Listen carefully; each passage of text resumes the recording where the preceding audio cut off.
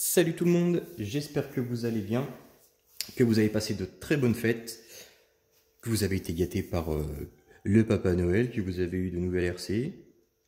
J'espère qu'on aura des vidéos, parce que j'ai vu qu'il y en a qui ont été gâtés. On vous souhaite de meilleurs vœux, une très bonne année, qui soit meilleure que la précédente, c'est ce qu'on se dit à chaque fois. On a toujours espoir d'eux. Et puis voilà, donc on se retrouve aujourd'hui, ça y est, enfin, elle est finie, le petit projet un petit peu fou du garage, la Serpent 977 Evo 2 en 12S. Donc on va faire un petit tour rapide, même si ça a déjà été fait, on va faire un petit tour rapide de ce qui a été fait dessus. Alors, donc, étant donné qu'on n'a pas de bec intégré, on a dû mettre donc le bec externe qui prend jusqu'à 12S. Étant donné qu'on est en 12S, on n'a pas besoin de mettre une batterie supplémentaire. Donc c'est l'avantage. On a dû retoucher aussi un petit peu la platine. Je sais que je voulais pas le faire, mais j'ai pas eu le choix de retoucher un petit peu la platine pour pouvoir intégrer les deux LiPo, nos deux 6S. On n'aurait pas eu ce problème là sur la 988 parce qu'il y a juste une seule barre de renfort au milieu et les accus qui viennent se poser comme ça. En fait, ça aurait été parfait. Mais bon, sur ce châssis là, on a dû faire comme ça. Le moteur, un petit TP Power en série 4040 en 830 kV. Donc à la base, à l'origine, ce qu'ils disent sur le site, c'est un 4077 et je l'ai comparé avec le Léopard que j'avais à la base en origine dessus.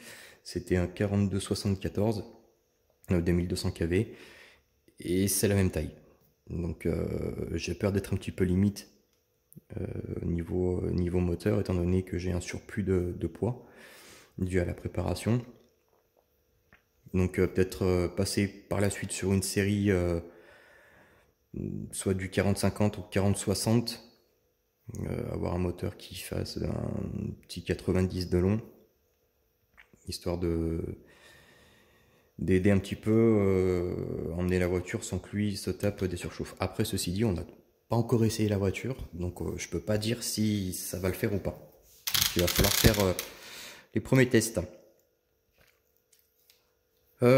Sur la couronne, eh ben, on est d'origine, j'ai laissé, de toute façon j'ai pas autre chose en couronne, on est en 48 et en pignon sortie moteur j'ai mis du 22, c'est le maximum que je puisse monter, là je peux pas aller plus loin avec le chariot, ça nous fait un ratio de 2-1, donc c'est un petit peu ce qu'on avait sur les autres, donc à voir ce que ça donne. S'il ne faudra pas redescendre par la suite ou monter, on ne pourra pas. Si on descend la couronne, si. Donc voilà, ça aussi, ça va être fait avec les tests. Là, comme ça, sur le moment, on peut pas dire. On va quand même la faire démarrer pour que vous puissiez voir un petit peu ce que ça donne. Alors, prise XT90 avec l'anti-spark intégré. Au moins, on est tranquille, pas de problème d'étincelle. Hop. Surtout sur le 12S, honnêtement, ça claque. Hein. Donc voilà. Vous allez entendre un petit peu la chose. Alors, enfin, je vous expliquerai un petit peu après la config du Vario, c'est un peu compliqué au début, mais parce qu'il n'a pas ce démarrage là, hein, c'est vachement brutal au début.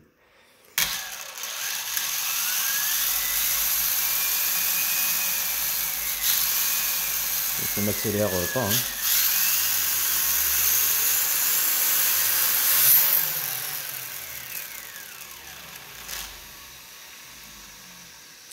Ça va envoyer du steak, les amis. On a fait vraiment un truc débile. Là, voilà, la 12S.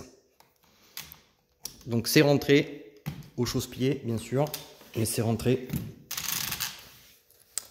Oui, pour le Vario. Alors ça a été commandé donc chez Raphaël Hermamba. Moi je peux pas vous conseiller d'aller vers lui parce qu'honnêtement ça s'est mal passé avec lui. Avec par exemple Mani ça s'est très bien passé.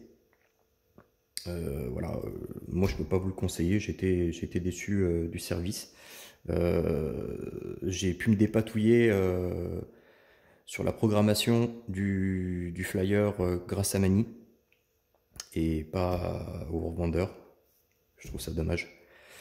Donc voilà, merci à toi Mani d'ailleurs, lui il les connaît bien. Donc pour résumer un petit peu la chose, pour ceux qui connaissent un petit peu les PC, c'est comme si voilà, tu prends un Obi-Wing, dedans tu as Windows et tu prends un flyer, c'est un Linux.